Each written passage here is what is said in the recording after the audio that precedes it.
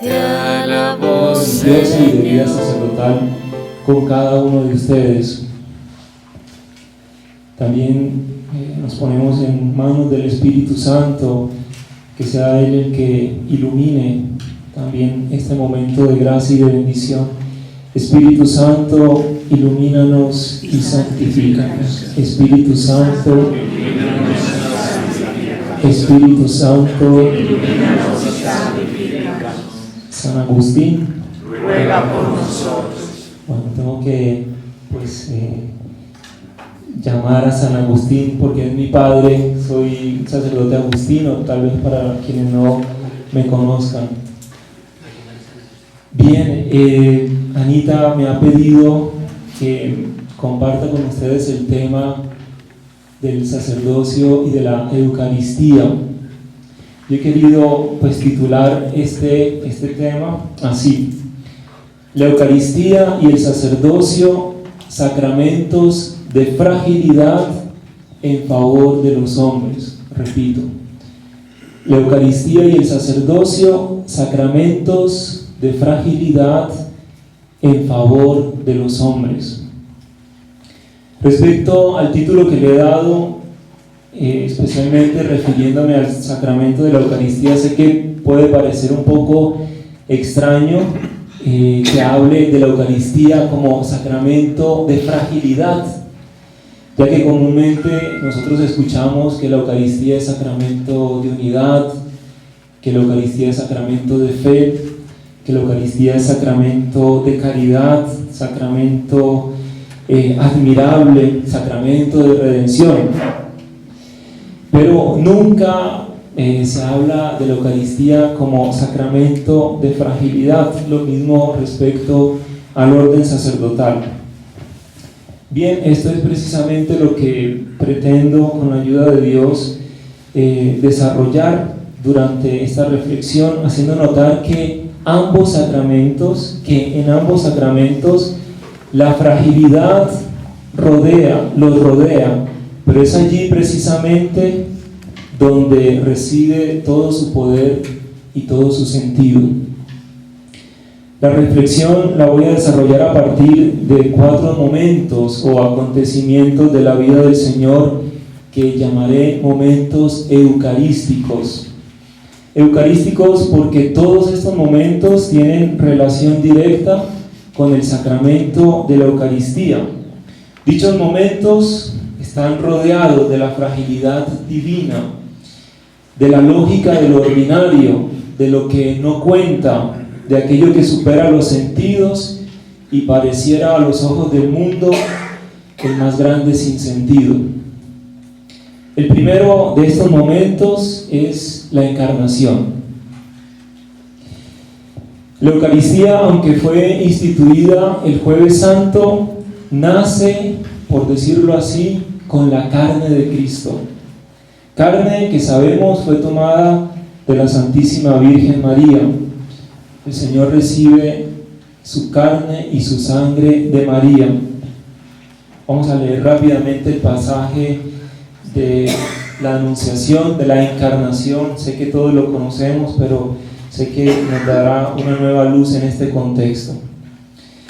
En el 6º mes, el ángel Gabriel fue enviado por Dios a una ciudad de Galilea llamada Nazaret, a una virgen que estaba comprometida con un hombre perteneciente a la familia de David, llamado José. El nombre de la virgen era María.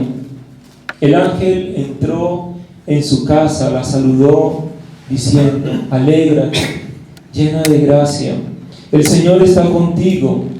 Al oír estas palabras, ella quedó desconcertada y se preguntaba qué podía significar este saludo.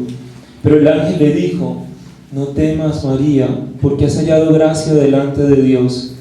Concebirás y darás a luz un hijo, y le pondrás por nombre Jesús. Él será grande y será llamado Hijo del Altísimo. El Señor Dios le dará el trono de David su padre, reinará sobre la casa de Jacob para siempre, y su reino no tendrá fin. María dijo al ángel: ¿cómo puede ser esto? Pues no conozco varón. El ángel le respondió: el Espíritu Santo vendrá sobre ti, y el poder del Altísimo te cubrirá con su sombra. Por eso el niño será santo y será llamado Hijo de Dios. También tu parienta Isabel concibió un hijo a pesar de su vejez, y la que era considerada estéril ya se encuentra en su 6º mes, porque para Dios nada hay imposible. María dijo entonces: he aquí la esclava del Señor, hágase en mí según tu palabra. Palabra del Señor. Gloria a ti, Señor Jesús. En el Evangelio de San Juan, este acontecimiento de la encarnación que acabamos de escuchar se sintetiza con estas palabras: el Verbo se hizo carne y puso su morada entre nosotros. Bien, recuerdo que estamos en el primer momento eucarístico, el momento de la encarnación. Aquí comienza el escándalo para el mundo. Un Dios que toma carne, es decir, un Dios que asume la fragilidad humana, asume un cuerpo sujeto a la caducidad, es decir, a la muerte, asume toda la realidad humana excepto el pecado. Esto es lo que significa sarx. La sarx, en este sentido, es la carne, la fragilidad, la debilidad. La carta a los Hebreos nos dice que no tenemos un sumo sacerdote incapaz de compadecerse de nuestras fragilidades, sino uno que ha asumido todas nuestras tentaciones, excepto el pecado. Aquí comienza a entenderse la Eucaristía como misterio de fragilidad. Dios asume nuestra fragilidad, asume no el pecado, pero sí la consecuencia del pecado. Aquí nos ayuda a comprender mejor el sentido de la fragilidad que experimenta el sacerdote. No es una fragilidad que avala el pecado. Soy débil, decimos, ¿verdad? Pero lo decimos muchas veces para justificar nuestros pecados, nuestras culpas. Soy débil, y así también muchas veces justificamos nuestra mediocridad. No es en este sentido tanto la fragilidad. Cito a continuación al apóstol Pablo, que nos habla de este misterio que nosotros llevamos en una envoltura de la fragilidad humana.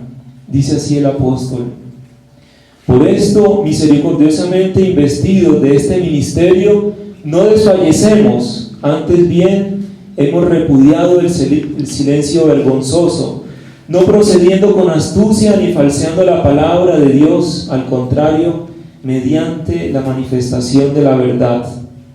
No nos predicamos a nosotros mismos, sino a Cristo Jesús como Señor, y a nosotros como siervos vuestros por Jesús, pues el mismo que dijo: de las tinieblas brille la luz, ha hecho brillar la luz en nuestros corazones, para irradiar el conocimiento de la gloria de Dios que está en el rostro de Cristo. Pero llevamos este tesoro en recipientes de barro, para que aparezca que una fuerza tan extraordinaria es de Dios y no de nosotros. Atribulados en todo, mas no aplastados; perplejos, mas no desesperados; perseguidos, mas no abandonados; derribados, mas no aniquilados. Llevamos siempre en nuestros cuerpos, por todas partes, la muerte de Jesús, a fin de que también la vida de Jesús se manifieste en nuestro cuerpo. De modo que la muerte actúa en nosotros, mas en vosotros la vida. Eso lo he tomado de la segunda carta del apóstol San Pablo a los Corintios, capítulo 4, del 2 al 12. Entonces, el barro representa en este sentido nuestra carne, nuestra condición humana limitada. Así como no hubo encarnación sin la dimensión humana, así tampoco el sacerdote puede olvidar que es necesaria su humanidad frágil para que el sacramento de la Eucaristía pueda ofrecerse. De este modo, el sacramento de la Eucaristía es como una continua encarnación. El Hijo de Dios sigue, por así decirlo, tomando la fragilidad humana para seguirse dando como alimento de vida eterna. ¿Y de dónde sigue tomando el Señor esa naturaleza humana? Si no es también a través del mismo sacerdote. Para que se diera la encarnación, lo sabemos, como hemos escuchado en el texto de San Lucas de la encarnación. Para que hubiese habido encarnación, era necesario la intervención de una persona divina, el Espíritu Santo, y de la persona humana de María, que dio su sí al Padre. Asimismo, para que haya Eucaristía se requiere la persona divina del Espíritu, y no hay Eucaristía en este sentido tampoco sin el sacerdote. Lo humano y lo divino se siguen uniendo para dar a luz al Hijo de Dios en el banquete sagrado de la Eucaristía. La fragilidad del sacerdote, entendida como su humanidad, es necesaria para la continua encarnación del Hijo de Dios a través de la Eucaristía. Y como dice el apóstol, para que aparezca que una fuerza tan extraordinaria es de Dios y no de nosotros. Y esa fragilidad se basa en eso que dice el apóstol: pues aunque vivimos continuamente entregados a la muerte por causa de Jesús, así para que también la vida de Jesús se manifieste en nuestra carne mortal, de modo que la muerte actúa en nosotros y en ustedes la vida. Es un continuo morir para dar vida, una continua entrega para alimentar. En este sentido se debe vivir la fragilidad. Repito, no es una excusa para adaptarnos al pecado o justificar la mediocridad. Quisiera poner aquí un ejemplo que cito. Voy a citar a San Carlos Borromeo, de un sermón que él pronunció en el último sínodo. Miren lo que dice él acerca de la fragilidad, y refiriéndose sobre todo a nosotros los sacerdotes, dice: todos somos débiles, lo admito, pero el Señor ha puesto en nuestras manos los medios con que poder ayudar fácilmente esta debilidad si queremos. Algún sacerdote querría tener aquella integridad de vida que sabe que se le demanda. Querría ser continente y vivir una vida angélica como exige su condición, pero no piensa en emplear los medios requeridos para ello: ayunar, orar, evitar el trato con los malos y las familiaridades dañinas y peligrosas. Algún otro se queja de que cuando va a salmodiar o a celebrar la misa, al momento le acuden a la mente 1000 cosas que lo distraen de Dios. Pero a este sacerdote él le pregunta: antes de ir al coro o a celebrar la misa, ¿qué has hecho en la sacristía? ¿Cómo se ha preparado? ¿Qué medios ha puesto en práctica para mantener la atención?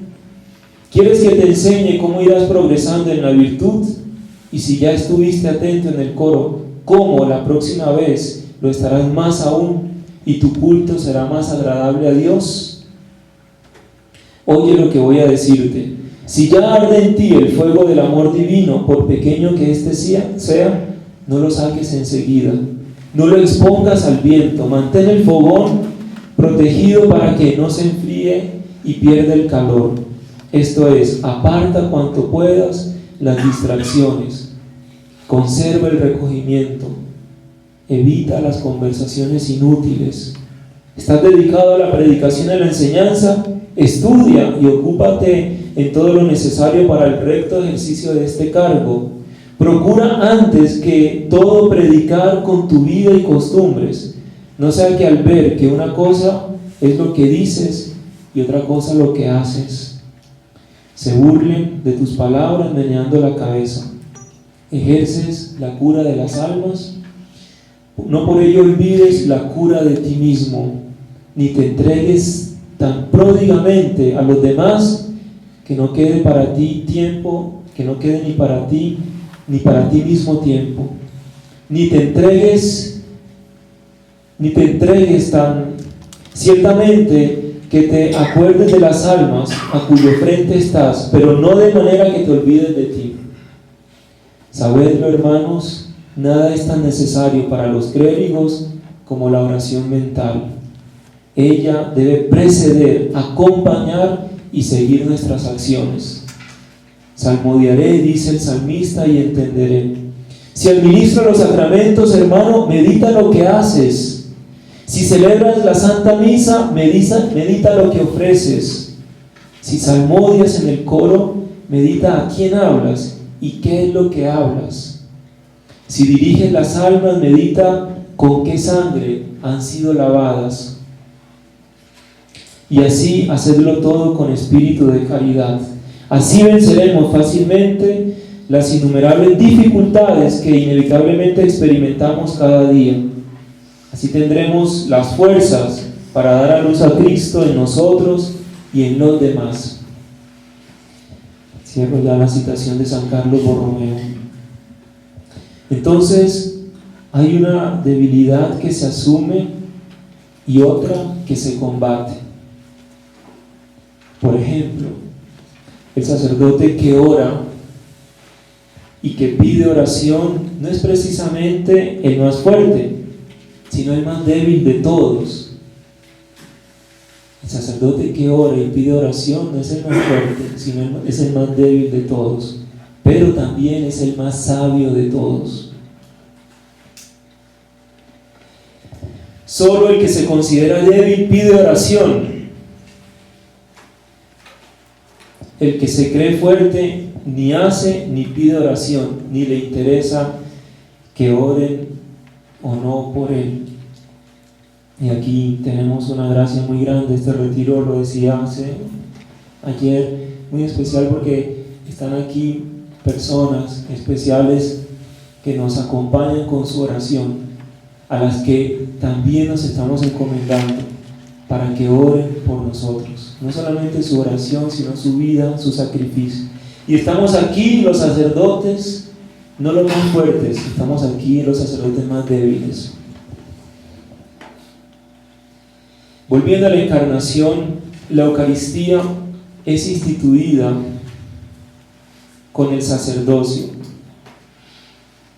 La Eucaristía es instituida con el sacerdocio, pero es preparada con la encarnación.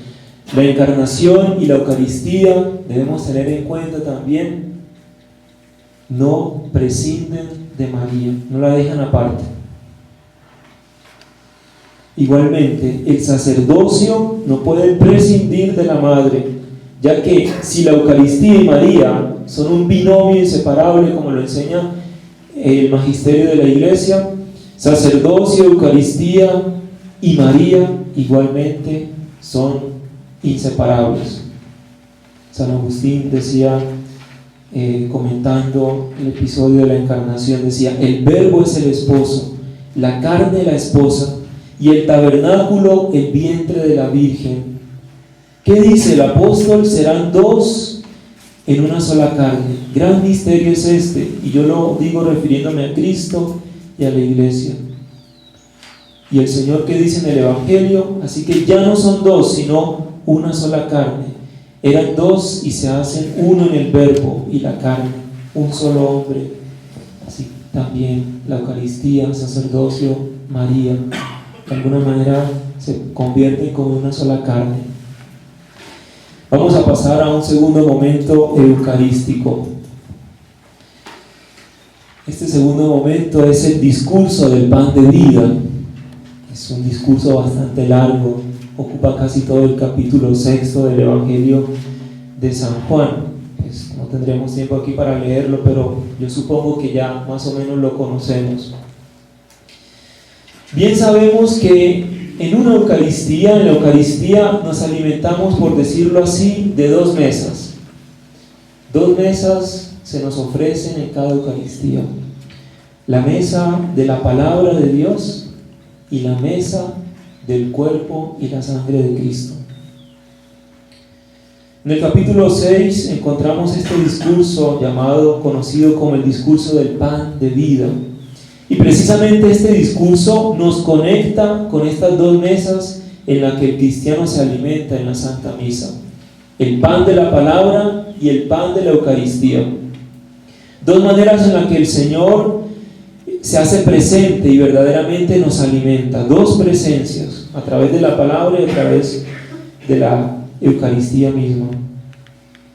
San Juan comienza a relatarnos el signo que realiza el Señor por medio de la multiplicación de los panes, el cual este signo viene a ser malentendido por la gente. El Señor multiplica los panes, pero la gente no entiende el signo. Tanto que al final del signo quieren hacerlo rey, pero el Señor escapa. El Señor escapa y se va solo a la montaña. Aquí también está la tentación de todos los tiempos para quien preside la Eucaristía: dejarse hacer rey, utilizar la Eucaristía para ser popular, realizar el signo sagrado para buscar adeptos, para buscar su propia gloria. Contra esto, el remedio nos lo da el Señor: escapar, huir de esa tentación y buscar la intimidad con el Padre en la montaña santa que es la oración. Luego la gente busca al Señor y Él les reprocha diciéndoles: ustedes me buscan porque se han saciado de panes, pero no porque han visto en esto un signo de Dios. Aquí, a ejemplo del Señor, el sacerdote debe combatir y ser claro contra la pretensión de hacer de la Eucaristía un evento puramente humano, social, donde la gente va solo para alcanzar cosas, pedir cosas, van como cumpliendo un requisito, pero no van por Dios, por encontrar y alimentarse de Dios. La Eucaristía es un pretexto, y hay quien busca al Señor, dice nuestro Padre San Agustín comentando este pasaje: hay quien busca al Señor por una cosa y por otra, pero son pocos los que buscan al Señor por el Señor. La Eucaristía para el sacerdote debe ser el centro de todo su día. Es el medio debe ser el centro de su día. No es el medio para saciarse la barriga, no para decir: cuanto más misas celebro, más el bolsillo lleno. Algún profesor nos decía, un profesor de liturgia nos decía: miren, no se vuelvan sacerdotes míseros, misa para todo lado, pero sí un verdadero sentido. San Agustín en el sermón 46 sobre los pastores dice: a los malos pastores, a los falsos pastores, a aquellos pastores que buscan sus intereses personales, no los de Cristo Jesús, les dice el Señor: no fortalecéis a las débiles. En efecto, estos pastores se aprovechan de la leche y de la lana de sus ovejas, pero descuidan en cambio el bien de su rebaño y no fortalecen a las ovejas débiles. Continúa el discurso del pan de vida. ¿Qué signos hace? Le reprochan al Señor: para que creamos, pues nuestros padres comieron el maná en el desierto. El Señor les dice: no fue Moisés quien les dio el pan del cielo, es mi Padre el que les da el verdadero pan del cielo. El discurso del pan de vida tiene una relación profunda con el acontecimiento del Éxodo, donde el pueblo tentó a Dios. Empezaron a murmurar, recuerden, decían así: ¿quién nos dará carne para comer? Ojalá hubiéramos muerto en Egipto, cuando nos sentábamos junto a la olla de carne y comíamos pan hasta saciarnos. El pueblo prefiere el pan de la esclavitud a la libertad que les ofrece el Señor. El Señor ha oído sus murmuraciones, dice Moisés al pueblo: al atardecer comerán carne y por la mañana se saciarán de pan. Carne, pan, todo eso lo conecta con el discurso del pan de vida. Acto seguido, el Señor afirma: yo soy el pan de vida. El que venga a mí no tendrá hambre, y el que crea en mí no tendrá sed.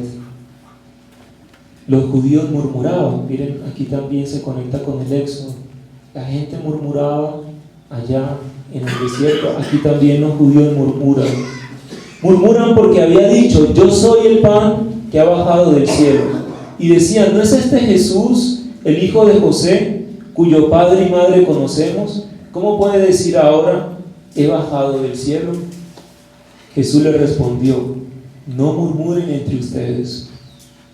Aquí claramente vemos el misterio de la fragilidad del pan de la Eucaristía. El pan bajado del cielo, es decir, la encarnación. Al Señor se le echa en cara su humanidad, lo ordinario de su vida, su normalidad.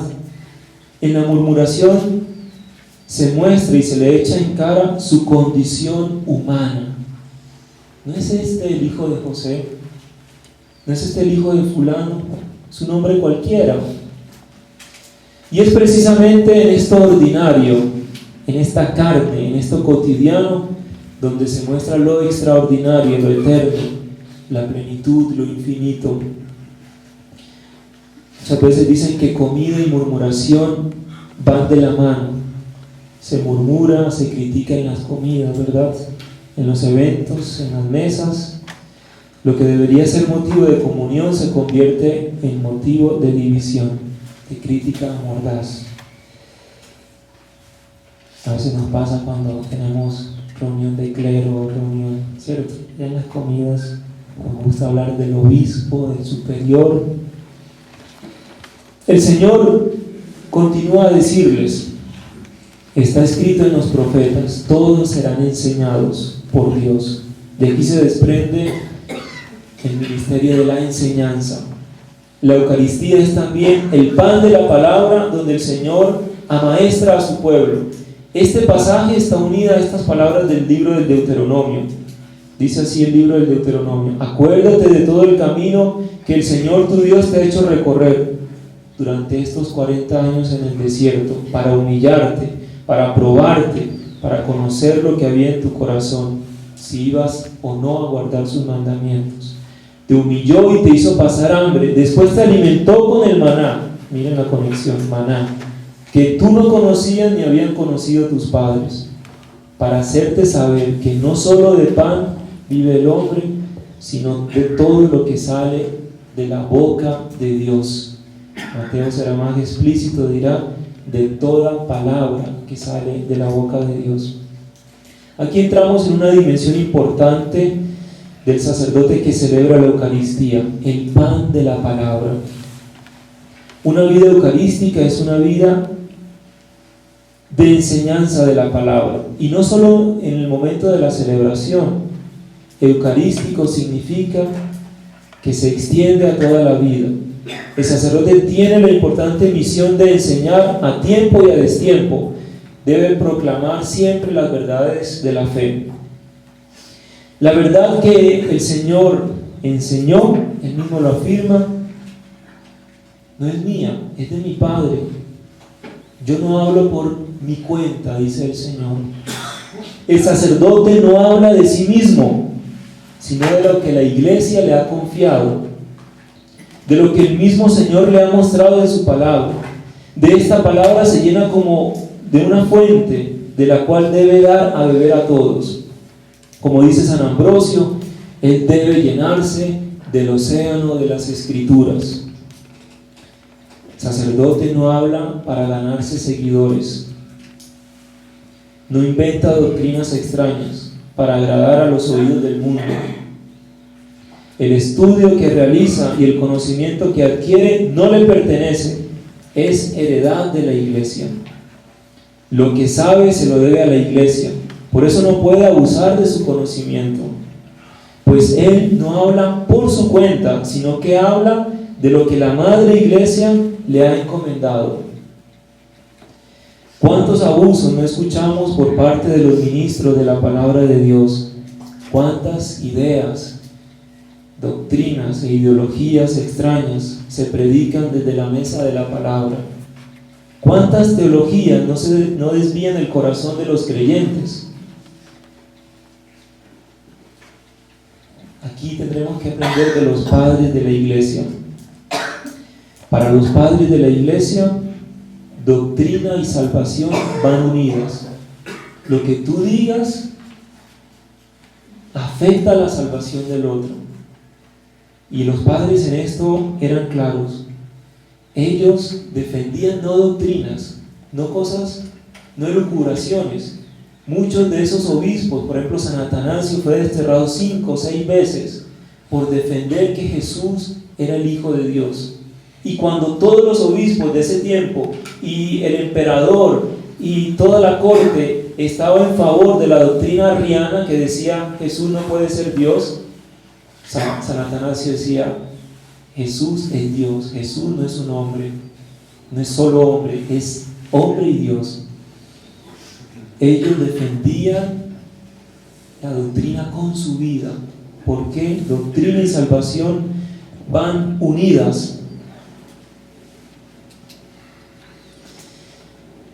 Miren, voy a citarles un dicho de los padres de la iglesia, de los padres del desierto. No sé si han escuchado los padres del desierto. Es un grupo de hombres y mujeres también que emigraron al desierto para vivir radicalmente. Y ellos su experiencia la contaban en varias obras. Miren, para hablar esto de la doctrina, dice así: se contaba del abad Agatón que fueron a verle unos hermanos porque habían oído decir que él era una persona de gran discreción, y queriendo ver si montaba en cólera le dijeron: ¿eres tú Agatón? Hemos oído que eres un fornicario y un soberbio. Y él contestó: así es.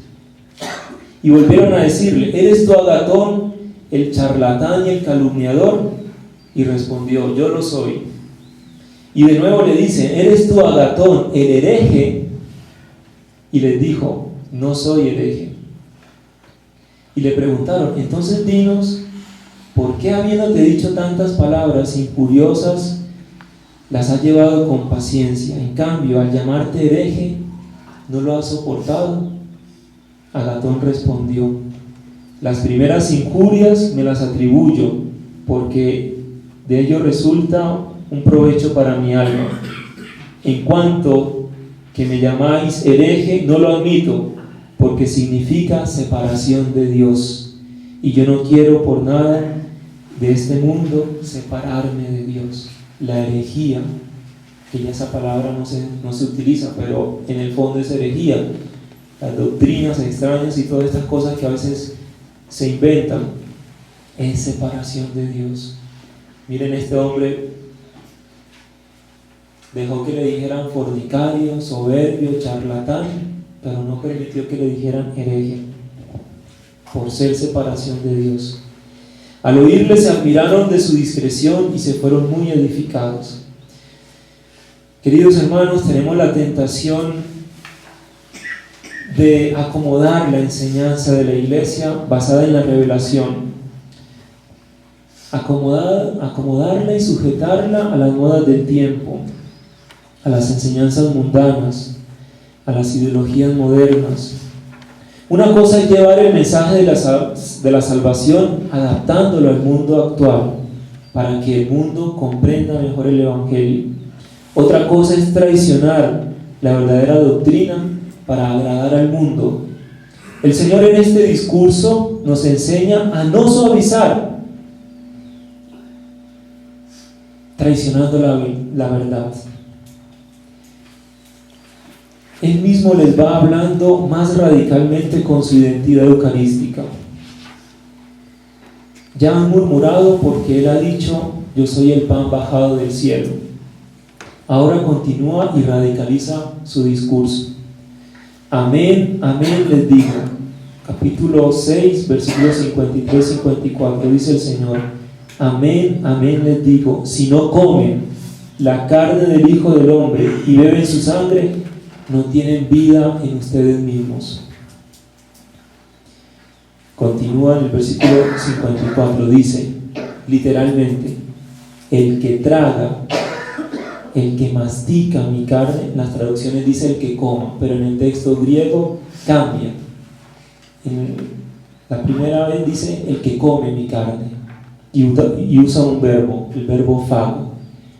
En el versículo 54, el Señor radicaliza el discurso y dice: ya no es simplemente comer, dice el que mastica mi carne, el verbo trogo en griego, y bebe mi sangre, tiene vida, y yo lo resucitaré en el último día, porque mi carne es verdadera comida y mi sangre es verdadera bebida. Sarx, nuevamente aparece la sarx, la carne, su condición humana, asumida en toda la condición humana, asumida en toda la debilidad, en su mortalidad, en la mortalidad. No hay Eucaristía, repito, sin humanidad, la humanidad redimida, salvada por el mismo Cristo. Esa es la debilidad en la que Él manifiesta su poder. La muerte de Cristo nos trajo a la vida, su muerte mató la misma muerte. Después de esto, dice el texto, muchos de sus discípulos al oír esto dijeron: es duro este lenguaje, ¿quién puede escucharlo? Desde ese momento muchos de sus discípulos se echaron para atrás y ya no caminaban con Él. El Señor no suavizó el discurso. Pan de vida. Fue un escándalo decir que Él era el pan bajado. Después dice: comer mi carne, beber mi sangre. No radicalizó, no suavizó el discurso, lo radicalizó. Pero dice que desde ese momento muchos se echaron para atrás. El Señor nunca renunció a esa verdad, a pesar del rechazo. Ha sido una enseñanza que le costó la salida y el desprecio de muchos de sus discípulos. La murmuración contra la verdad de la Eucaristía continúa también en nuestros tiempos. Pero la Iglesia no renuncia a predicar a Cristo crucificado y resucitado en el sacramento del altar. Tercer momento eucarístico. Bien, está un poco cansado, yo sé que no es fácil, pero ánimo. Si quiera se puede levantar un poquito, tomar aire para que no la voz del Padre no nos vaya a dormir. ¿Cuál se imaginan que sea? Ayúdenme. Momento eucarístico: primero, la encarnación; segundo, el discurso del pan de vida; el tercero, ¿cuál piensan que sea? Eso, la institución de la Eucaristía, la última cena. Bien, yo voy a leer el pasaje, no de los evangelios, sino el pasaje más antiguo de la Eucaristía, que está en la primera carta del apóstol San Pablo a los Corintios, escrita hacia el año 50 más o menos. Capítulo 11, versículo 23 y siguientes. Dice así el apóstol: porque yo recibí del Señor lo que les transmití, que el Señor Jesús, la noche en que era entregado, tomó pan, dando gracias lo partió y dijo: este es mi cuerpo que se entrega por vosotros, haced esto en memoria mía. Asimismo tomó el cáliz después de cenar, diciendo: esta copa es la nueva alianza en mi sangre, cuantas veces la beban, háganlo en memoria mía. Pues cada vez que comen este pan y beben este cáliz, anuncian la muerte del Señor hasta que venga. Por tanto, quien coma el pan o beba el cáliz del Señor indignamente, será reo del cuerpo y de la sangre del Señor. Examínese pues cada cual y coma así el pan y beba el cáliz, pues quien come y bebe sin discernir el cuerpo, come y bebe su propia condena. Palabra de Dios. Oramos, Señor. Eucaristía y sacerdocio son un binomio inseparable. El sacramento del orden nace con la institución de la Eucaristía. Haced esto en conmemoración mía. Es un mandato del Señor, es un imperativo con el cual nos podemos atrever a decir que ambos sacramentos viven el uno del otro. Sin sacerdote no hay Eucaristía. Y así como la Iglesia vive de la Eucaristía, el sacerdocio sin la Eucaristía no existiría, porque fue en la institución de la Eucaristía donde también nace el ministerio sacerdotal.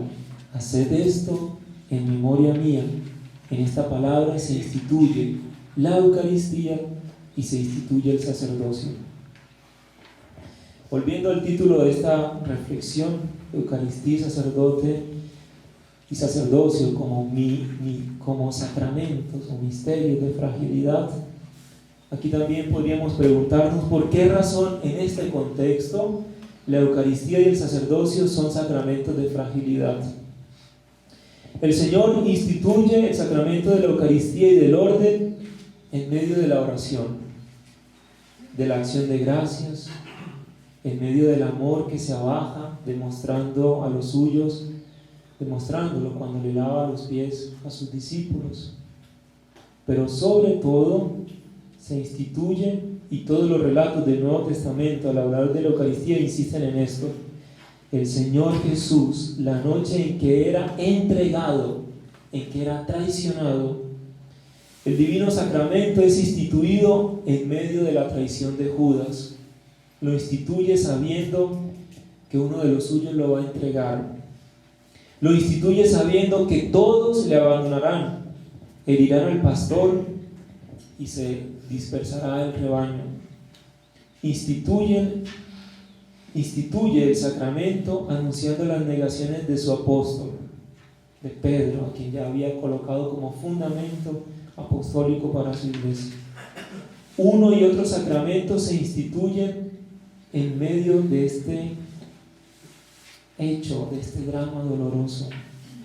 La institución, por tanto, se realiza en el momento de mayor vulnerabilidad y debilidad que experimenta el Señor respecto a los suyos.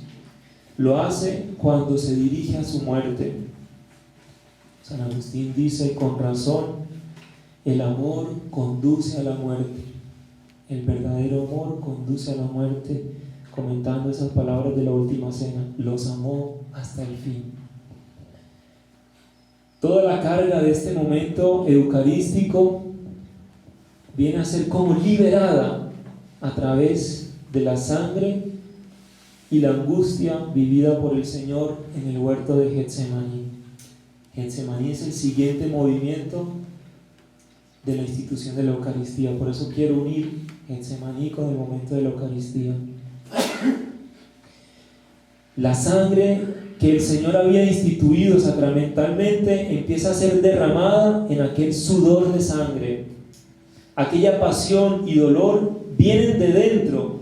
Su sangre no es derramada a causa de los latigazos y golpes.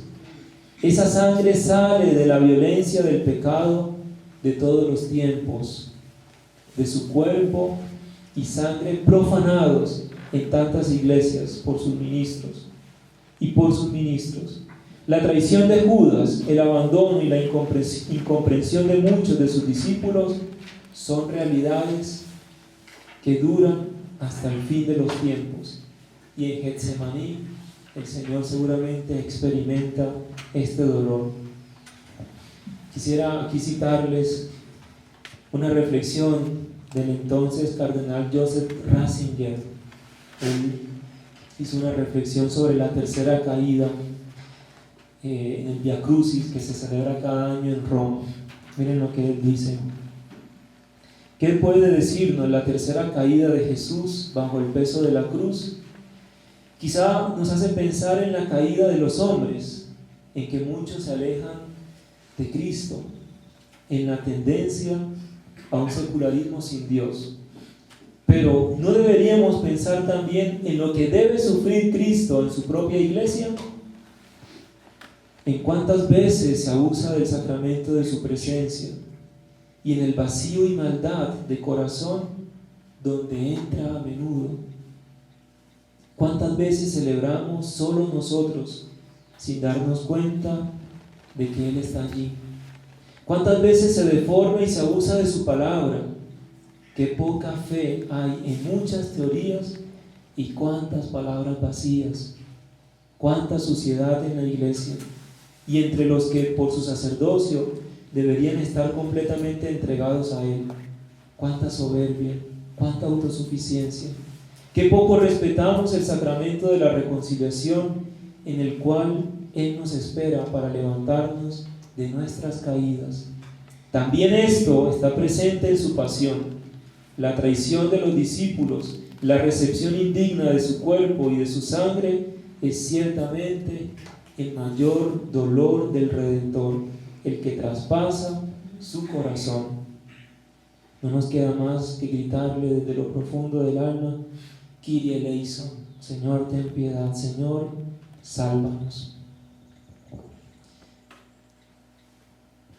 Quinto momento eucarístico. Cuarto momento, eucarístico.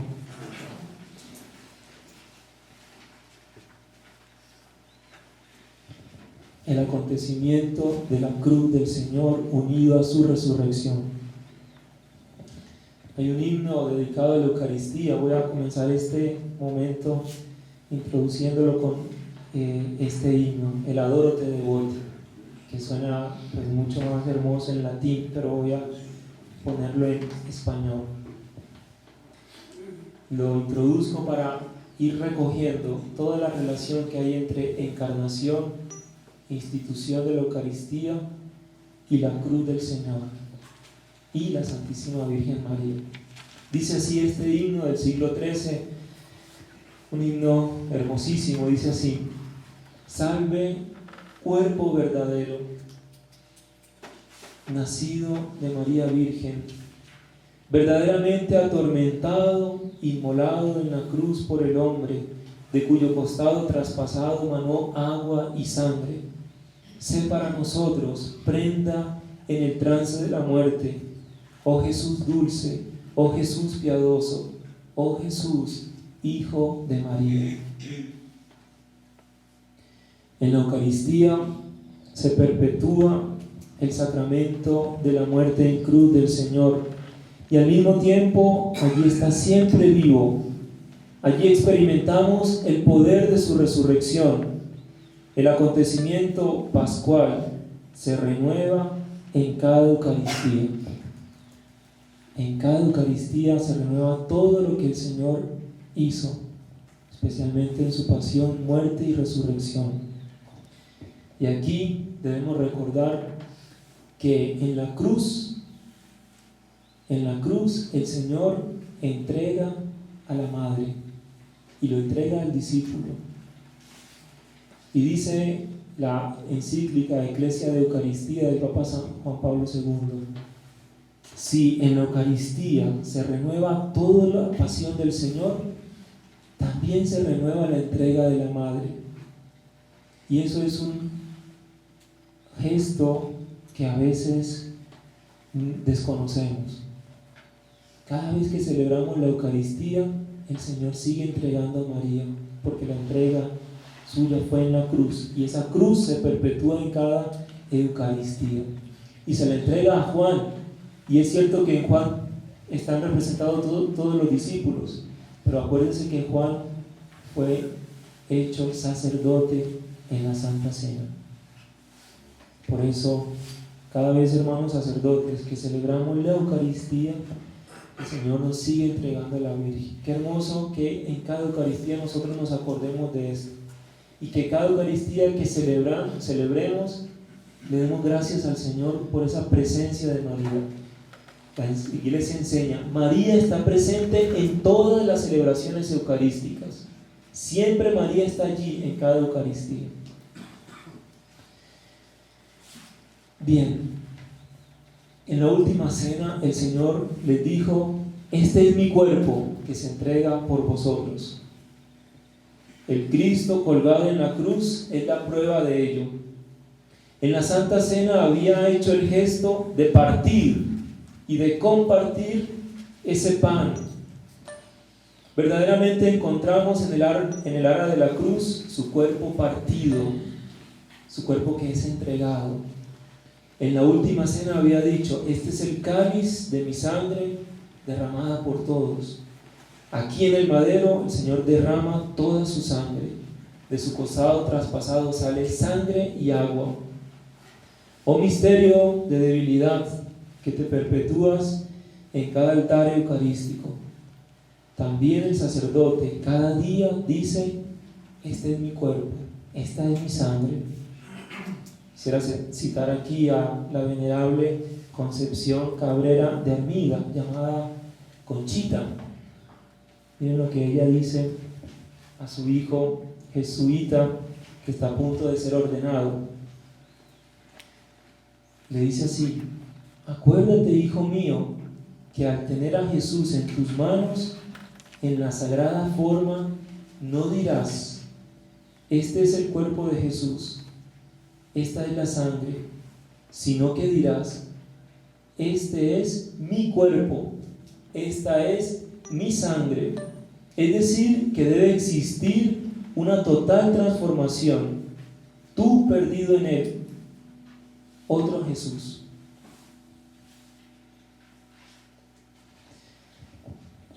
Al igual que Cristo, el ministro ordenado, está llamado a ser también víctima y sacerdote.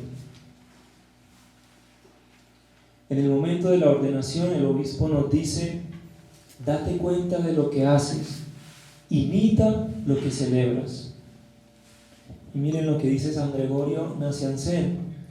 Escribía al respecto, decía: sabiendo que nadie es digno de la grandeza de Dios, de la víctima y del sacerdote, si no se ha ofrecido antes a sí mismo como sacrificio vivo y santo, si no se presenta como oblación razonable y agradable, y si no ha ofrecido a Dios un sacrificio de alabanza y un espíritu contrito, el único sacrificio del que el autor de todo don pide el ofrecimiento, ¿cómo osará ofrecerle la ofrenda exterior sobre el altar, la que es la representación de los grandes misterios? Así San Gregorio. En pocas palabras, no podemos ofrecer sin habernos ofrecido, no podemos sacrificar sin antes habernos sacrificado. Esto es lo que se llama una vida eucarística.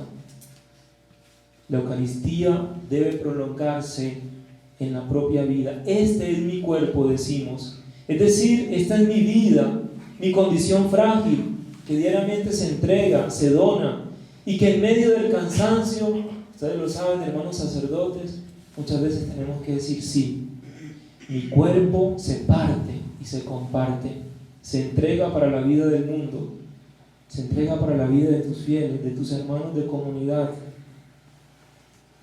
de aquellos que ni siquiera tú conoces. Igualmente dices: esta es mi sangre, la sangre derramada. La sangre no es una parte del cuerpo. La sangre es la vida en el mundo judío, en el mundo oriental.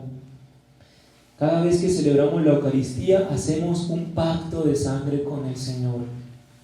Es algo muy serio.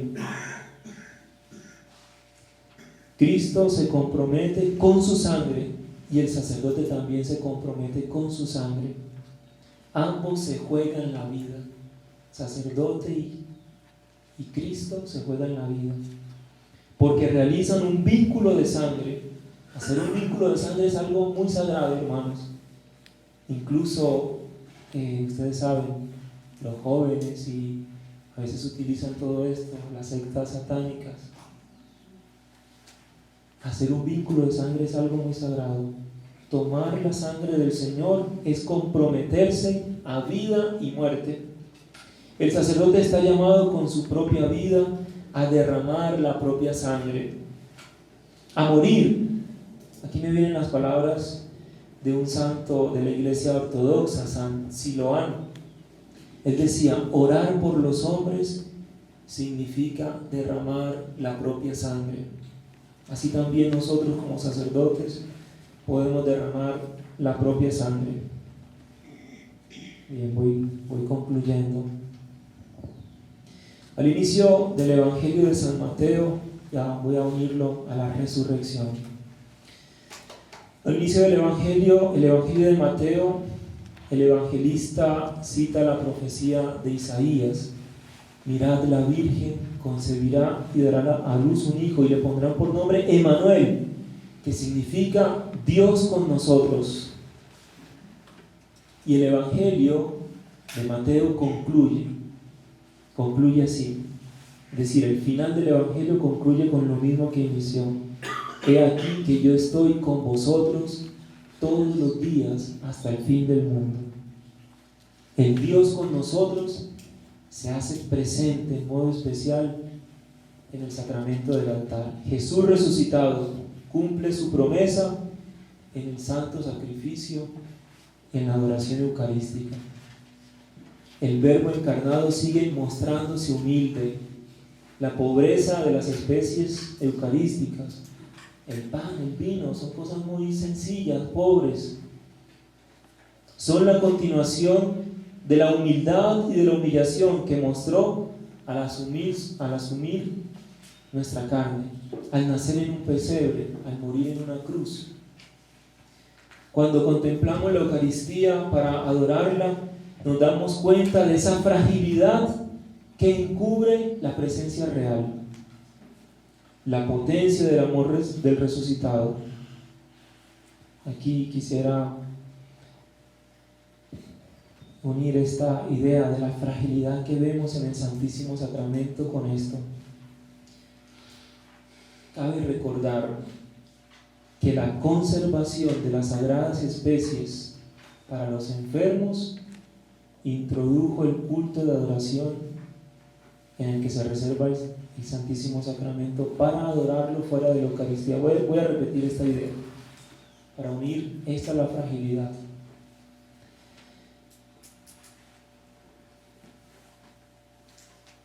La reserva, en otras palabras, la reserva de la... ¿Por qué se reservaba la Eucaristía? ¿Para quiénes? Para los enfermos.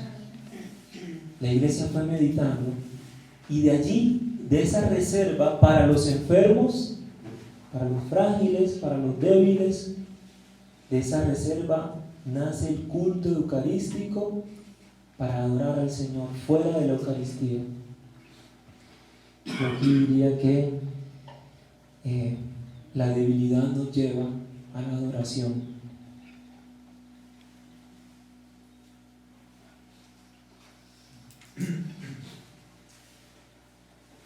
Yo les recomiendo que vean la última Eucaristía del Padre Pío.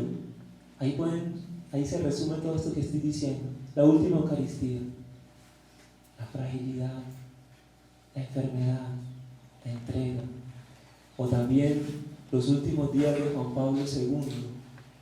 Eso era una vida eucarística, era una Eucaristía viva él con su enfermedad. A través de la debilidad del pan, del vino, el Señor se hace presente y, por así decirlo, se sigue encarnando en el mundo, sigue tomando carne de nuestra naturaleza humana, sigue encarnándose para hacerse uno con nosotros. Su debilidad se une a nuestra debilidad para darnos el verdadero poder, la fuerza verdadera del amor que transforma nuestras situaciones de muerte en vida, nuestra enfermedad en salud, nuestras soledades en verdadera compañía. Quisiera concluir con una experiencia que tuve desde en mi ministerio sacerdotal para unir todo esto, para que no se quede como solo en la teoría. Quisiera compartirles una experiencia que tuve de fragilidad unida a la Eucaristía. Cuando vivía en Roma, nos invitaron, propusieron para dar un retiro o para ser como capellán por algunos días, por los días de Semana Santa, en un monasterio, en un convento. Yo me ofrecí porque pues me gusta Me gusta siempre, no sé, celebrar en los conventos. Siempre me ha llamado mucho la atención. Me ofrecí para ir a ese convento pues a estar allá con las hermanas. Eran 3 semanas. Una semana antes de la Semana Santa, la Semana Santa, y la siguiente semana, la primera semana de Pascua. Era un sitio muy especial. Era en la frontera entre Italia y Suiza. Pertenecía a Suiza este lugar, y era pues muy bello, un paisaje hermoso. Los Alpes suizos los podía ver uno bien, era una cosa hermosa. Y bien, había soledad, había silencio, cosas que a mí también me llama mucho la atención. Bien, llegué donde las hermanas a vivir esos días, a celebrarle la Eucaristía, porque no tenían sacerdote. Y pues decidí prepararme para celebrar esa Semana Santa, ¿verdad? Decidí prepararme bien. Empecé a hacer algunos ayunos, algunas abstinencias. Las hermanas pues me halagaban, me decían: ay, padre, usted tan austero, usted eso. Y yo me creía todo eso, ¿verdad? Una de las cosas que les sorprendió a las hermanas es que cuando llegué no les pedí la clave del internet. Entonces, porque normalmente dicen: padre, lo primero que hacen es pedir la clave del internet. Usted, bien, yo pues digamos como que me sentía muy bien. La Semana Santa, muy bien, hermosa, una Semana Santa preciosa. Las hermanas también muy atentas conmigo. Estaba yo pues muy pleno realmente esa primera y esa segunda semana. Bien, llega el lunes de Pascua, el primer lunes de Pascua. Yo seguía esa semana también allí. Estaba en mi habitación, pues solo, estaba leyendo. De un momento a otro empiezo como a experimentar algo extraño. Me empiezan a venir pensamientos muy fuertes, pensamientos obscenos, pensamientos de este tipo afectivo, sexual muy fuerte, y empiezan a atacarme fuertemente. Después de ese pensamiento se baja como al afecto, y empecé a sentir muchos deseos de ese tipo afectivo, y yo no sabía qué me pasaba, no tenía ni idea qué me pasaba. Pues no tenía internet, estaba en un convento, estaba rezando, nada. Pero era un ataque muy fuerte. Y, Dios mío, yo empecé a desesperarme, porque ¿qué digo? Pues que lo más fácil es que autosatisfacerse uno, ¿o qué será? Empecé a desesperarme. Y decía: pero ¿de dónde me viene esto? Esta fragilidad. Y me tocó postrarme, me tocó arrodillarme, pedirle a la Virgen que me ayudara, porque estaba en una tentación muy fuerte. Yo no sabía si venía del demonio, de la carne, de dónde, no sabía de dónde. Y es la hora que tampoco puedo saber de dónde haya venido. Pero estaba esa fragilidad, estuve muy fuerte ese día. Y pues por gracia de Dios, obviamente seguí luchando, combatiendo. Y el otro día igual, y el miércoles igual, y el jueves igual, y peor. Y yo entré en un momento de tristeza muy grande. Decía: ¿cómo es posible que pues estamos en la primera semana de Pascua? Señor, yo quiero haber resucitado. ¿Cómo es posible que estoy inmerso en esta tentación, en estos sentimientos? Y realmente estaba muy triste. Toda esa semana la pasé muy triste, porque pues no sabía de dónde me venía eso. Y ya como el domingo yo estaba realmente mal, pues yo celebraba las Eucaristías a las hermanas, y yo estaba muy mal. Y el domingo, que es el domingo de la misericordia, segundo domingo de Pascua, las hermanas me dicen: padre, pues antes de que se vaya, esta tarde quisiera que nos expusiera el Santísimo. Yo iba como con una tristeza, con un desaliento, y yo decía, no, o sea, no. De todas maneras, expuse el Santísimo y me puse delante del Señor allí, pero muy triste. Y de un momento a otro, con el expuesto el Santísimo, yo sentí que algo se cortó, como si hubiera cortado algo. No puedo explicar cómo, pero la imagen que me viene es eso, se cortó algo. Y en ese momento delante del Santísimo se me quitó esa tristeza y se me quitó esa tentación que también tenía delante del Santísimo unos minutos antes. Se me quitó delante de él, fue como si hubiera cortado algo. Entonces yo decía, ahí experimenté aquello del apóstol: te basta mi gracia, porque en tu debilidad se manifiesta mi poder. En tu debilidad se manifiesta, no en nuestra fuerza, no en nuestros ayunos, no en nuestras grandes palabras, no en nuestros grandes conocimientos, no, en mi debilidad se manifiesta mi poder. Muchas gracias por su atención.